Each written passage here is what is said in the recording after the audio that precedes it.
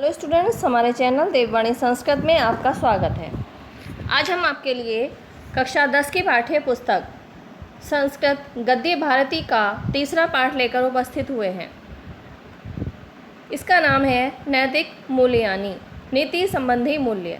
तो आइए पाठ पढ़ना प्रारंभ करते हैं। तृतीय पाठ है, तीसरा पाठ, नैतिक मूल्यानि, नीति संबंधी मूल्य। अब नीति संबंधी मूल्य क्या होते हैं? जो हमें अच्छा व्यवहार सिखाए, अच्छा आचरण सिखाए, अच्छी बातें सिखाए, उन्हें हम नीति कहते हैं।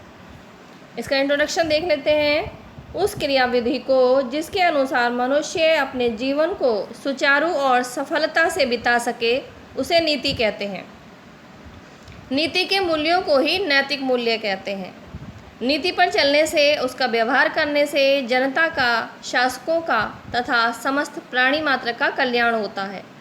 कवियों तथा नीतिकारों ने कथाओं और श्लोकों के द्वारा नीति ग्रंथों की रचना की है, जैसे चाणक्य नीति, विदुर नीति, विदुलोपाख्यान, पंचतंत्र, शुक्र नीति, नीतिसार, भर्तृहरि नीति शतक आदि शिक्षा देते हैं कि सच बोलना, हिंसा न करना, चुगली न करना, गरीबों को दान देना, दया, सहनशीलता, परोपकार, विनयशीलता, अतिथि सत्कार आदि नैतिक आचरण है। नीति का निर्माण जन समाज को आगे बढ़ाने वाला होता है, अर्थात जिन गुणों के द्वारा हम दूसरे प्राणियों को तथा समाज को सुखी कर सकते हैं और उनके साथ साथ अपने स्वयं की भी उन्नति कर सकते हैं, उन्हें नीति कहा गया है और वही नैतिक मूल्य कहे जाते हैं। आइए पाठ पढ़ना प्रारंभ करते हैं। नयनम नीति ही,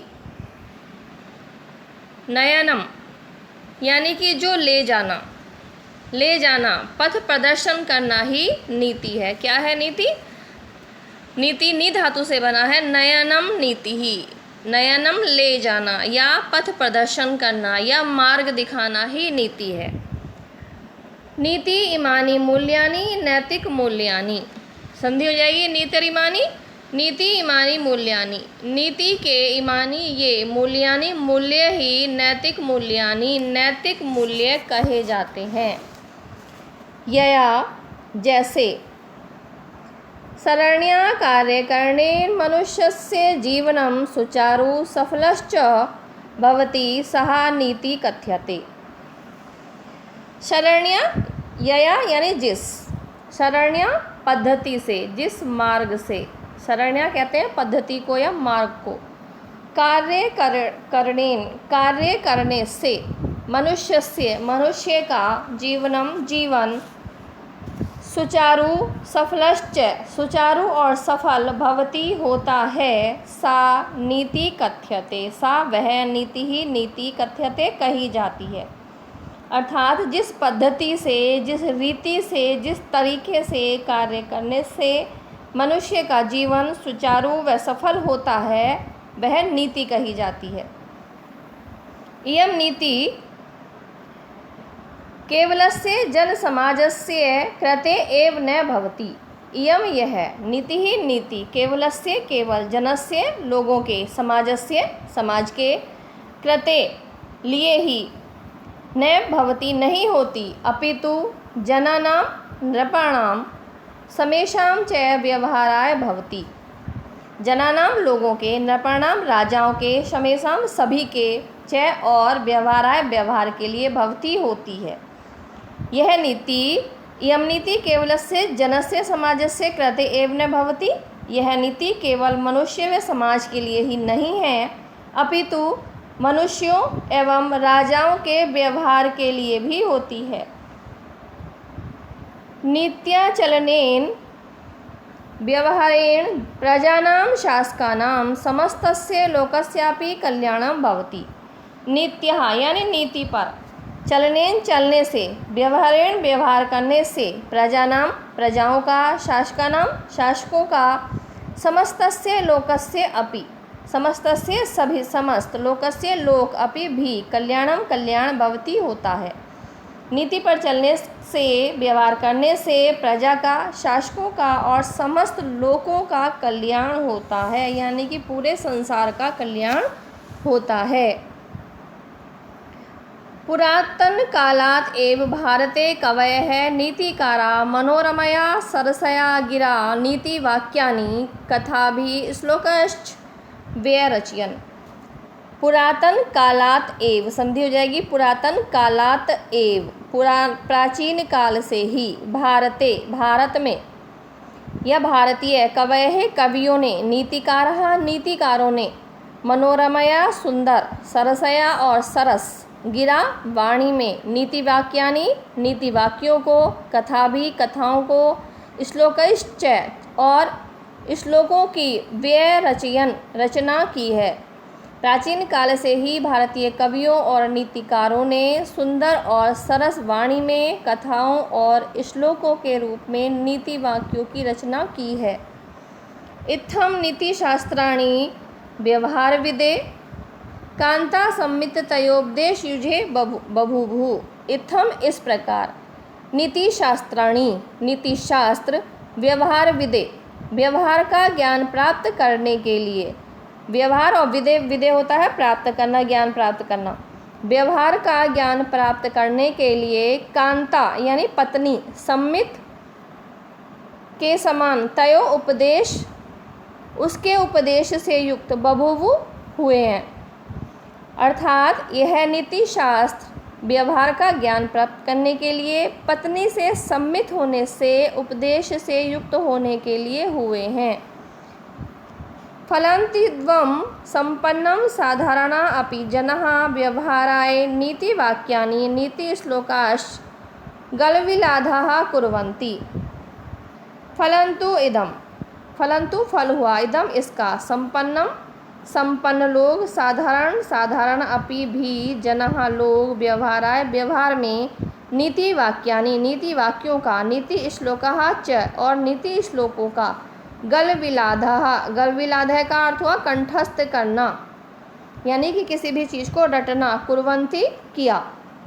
इसका फल यह हुआ कि संपन्न और साधारण लोगों ने भी व्यवहाराय व्यवहार के लिए नीति वाक्यों और नीति श्लोकों को कंठस्थ कर लिया, यानी मौखिक रूप से याद कर लिया। तो गलविलाधः का मतलब हुआ कंठस्थ करना।